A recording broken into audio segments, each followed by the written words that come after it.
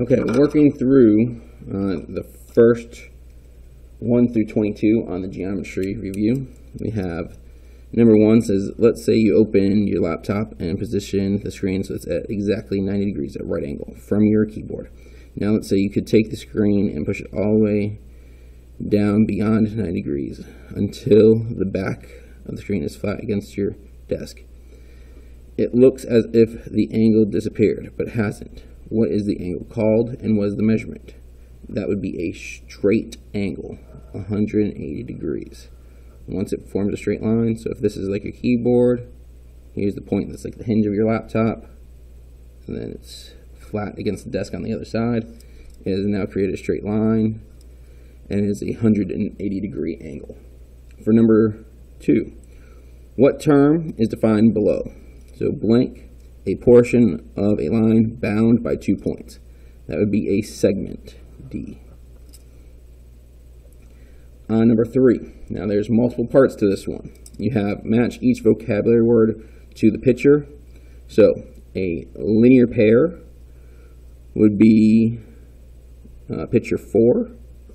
So this would be a linear pair. We're looking at angle AEB, this top angle, and a EC, which is this angle right next to it. So they are adjacent as well, but they're forming a straight line, therefore it is a linear pair. So you could say picture 4 goes with A, or A goes with picture 4. Alright. The next one, vertical angles. So vertical angles, we would have picture 3. Again, if you look at the angles that they're talking about, AEB, that's this top angle, ACD, that's this bottom angle. So those are a pair of vertical angles. This would be B, or you could say B is picture 3. The next one, we have C, and angle bisector is going to be picture number 6. Picture 6, it says that these two pieces are congruent, therefore BC is an angle bisector. So picture 6 goes with C, or C goes with picture 6. Alright, parallel lines. Well, the only one here that's talking about parallel lines is picture 2. So, picture 2, again, 2 lines that never intersect and would be on the same plane. We could draw a plane between those, even though they're not on the plane shown. There is a plane that would connect those two, so that would be D. So picture 2 and D go together. Orthocenter. Orthocenter is where all the altitudes meet. Picture 5 shows all the altitudes, so picture 5 goes with E. And then centroid is where all the medians meet. And we know these are medians because they show that they're going to the midpoint from the opposite vertex. So F is picture 1. Number 4, choose the terms below that can be identified, or sorry, can be defined. So every word in geometry can be defined except for the 3 undefined terms of geometry. The 3 undefined terms of geometry are point, line, and plane. Everything else can be defined. Once you have those 3 building blocks of geometry, point, line, and plane, all these other ones can be defined using those. So space can be defined, parallel can be defined, segment can be defined, and ray can be defined. Number 5.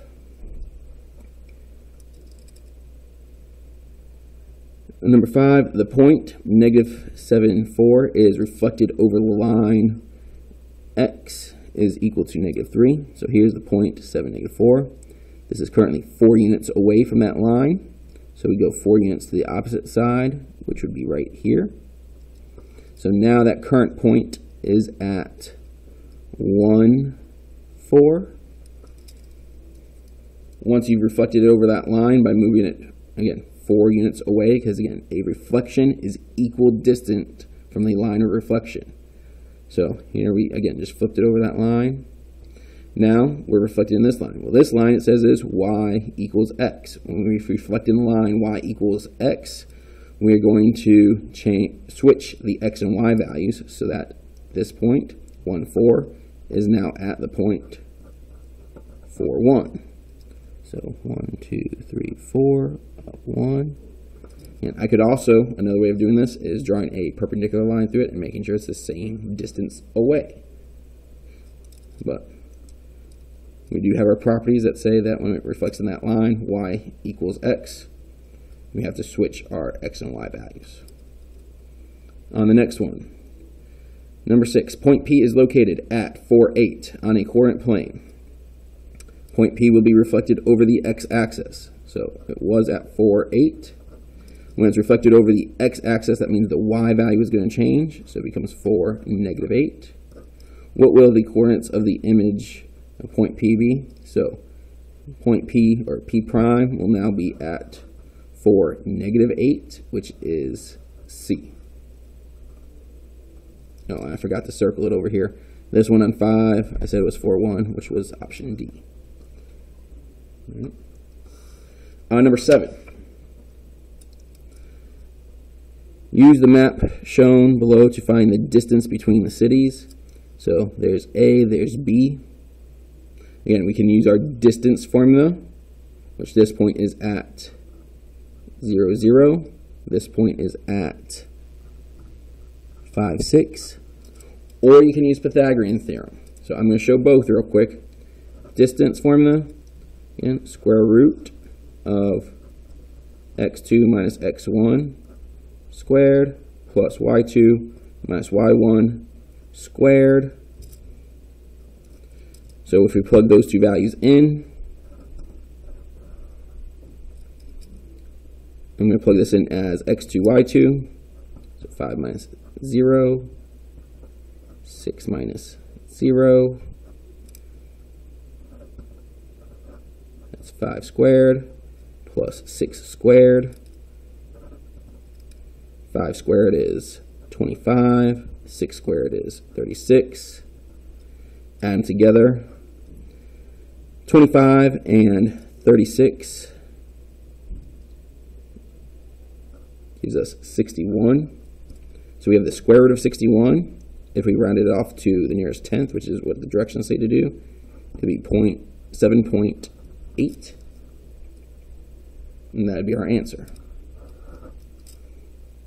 Now, I said you could also use Pythagorean theorem on this one. So, an example of that, if I was to look at the horizontal and vertical distance here, and I connect those 2 points, that distance is the same thing as doing the hypotenuse. So that would be my C, my A, and my B. The distance here is 5 units. The distance here is 6 units. So B is 6, A is 5. And then plug it back into Pythagorean theorem. So if I did Pythagorean theorem, C squared equals A squared plus B squared. I have C was 5, B was 6. 5 squared is 25. 6 squared is 36. Add them together, you get 61. Take the square root of both sides. Get C by itself. Again, square root of 61, which rounds to 7.8. Notice the work looks almost exactly the same because distance formula is based off of Pythagorean theorem. Now, number 8,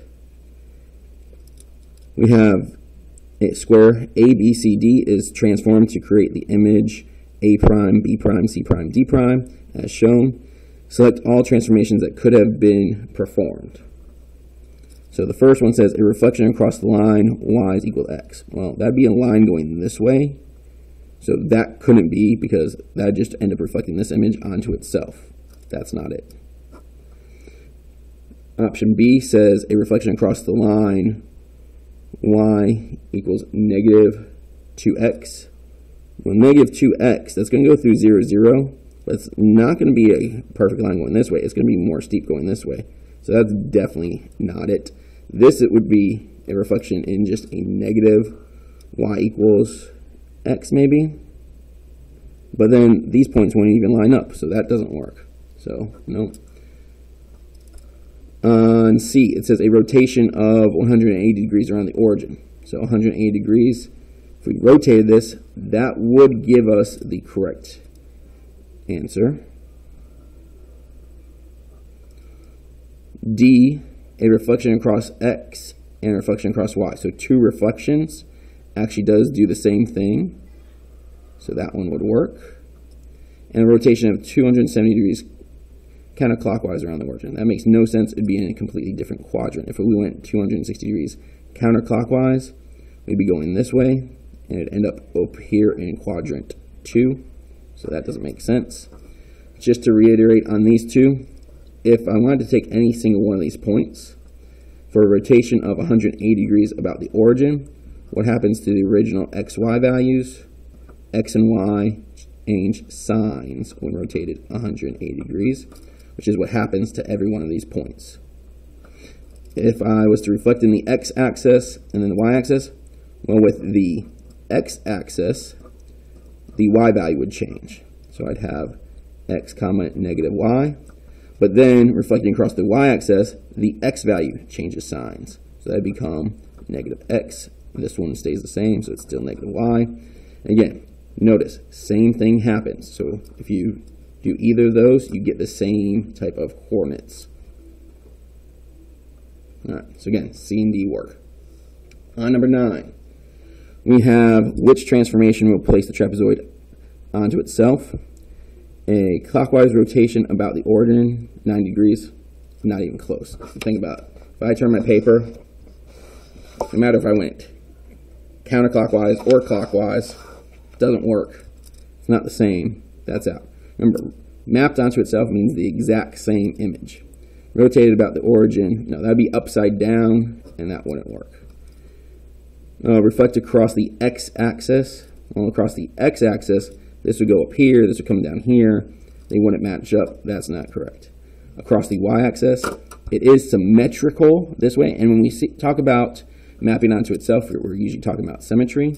So here, the y-axis is a line of symmetry in this. So that would work if we reflected it in the y-axis. Number 10.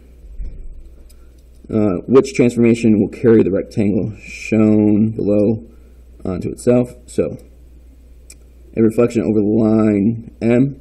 Over this line M, again, it is not symmetric in that line, therefore that's out. If we were to reflect that, it would end up giving us a figure that would look something like this.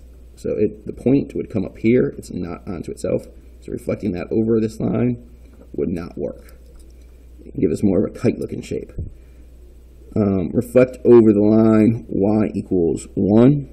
Well, y equals 1 is a horizontal line going this way, and that's right through the center of that rectangle, it appears. So that would work. A rotation of 90 degrees counterclockwise about the origin. Rotation of 90 degrees on a rectangle. Again, they are not symmetric by 90 degrees, so that does not work. Again, same thing. This would be a clockwise rotation of 90, so it's almost the same thing as in C. It doesn't work. The only thing that's going to work for this is the line that we drew in there. The other option that could possibly work is if we had a vertical line going through the center to act as a line of reflection. But again, out of the answer choices there, B is the only one that works. Number 11. We have identify all the lines of symmetry for this figure. So the only one that shows all the lines would be A. Those are all the lines of symmetry that work. Again, lines of symmetry means it reflects over that line, so it maps onto itself. Number 12, a student thinks that the regular pentagon in the diagram has 10 lines of symmetry. Explain the student's error. Well, we can see there's only 5, so maybe they counted the line, every arrowhead instead of all the lines, which that would be option A. The student counted the total number of arrowheads when they should have counted the number of lines. Number 13, the graph of the figure and its image shown below. Identify the transformation. Well, on the first one, this is a translation. It's just been shifted. On this one, this is a reflection. So again, this one's been shifted. It's been translated. This one's been reflected. over a line right about there. That's it. Number 14, what is the image of M using the translation? So this means we're subtracting 17 from the first number. So 11 minus 17. And that means we're adding 2 to the second number. So negative 4 plus 2. Our new point, M prime, will be located at 11 minus 17 will be negative 6. Negative 4 plus 2 will be positive 2. So negative 6, positive 2.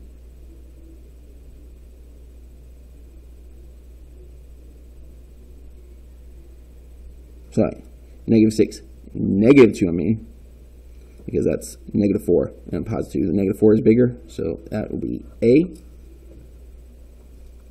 All right, going up. Number 15.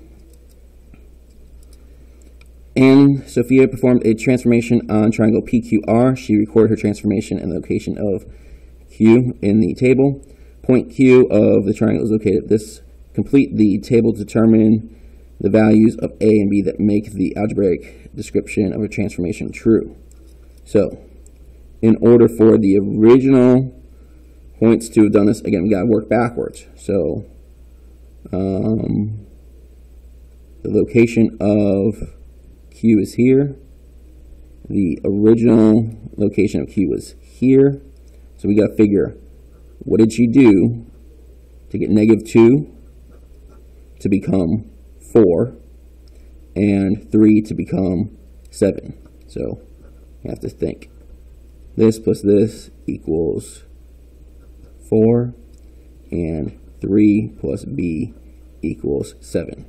So add 2, and A would be at 6. Subtract 3, and B would be at 4. So 6, 4 should be our value. 16, find a translation that has the same effect as the composition of transformations. 4 units up, 4 units to the right, followed by 3 units to the left, 7 units up. I would change these to thinking about positive negatives. This is positive 4 going up. And this is to the right. That's positive 4 to the right. This is 3 units to the left, so that's a negative 3. And this is 7 units up, so plus 7. And again, you got to make sure you're putting these in the correct spots. So as far as our x goes, things that change the x is left and right. So 4 units to right, plus 4 minus 3. For y, things that change that is up and down. So plus 4 going up, plus 7 going up. 3 and 4 here are going to combine to give us a positive 1. This 4 and 7 will combine together to give us a positive 11. So 1 and 11, which is D. On number 17, a triangle has vertices at those points. Which transformation would produce an image with these points? So what happened from here to here? Well, the x value changed sign. Same thing here, same thing there. The x value changing signs would be a reflection in the y-axis, which would be B. On 18, we have triangle ABC and triangle DEF are graphed onto the coordinate plane below. Which sequence of transformation maps ABC onto this one? A reflection over the x-axis followed by reflection over the y-axis. So if you reflected that up and then over, yeah, that would work. All right, let's go through the other ones. Rotation, no, it wouldn't be facing that same direction.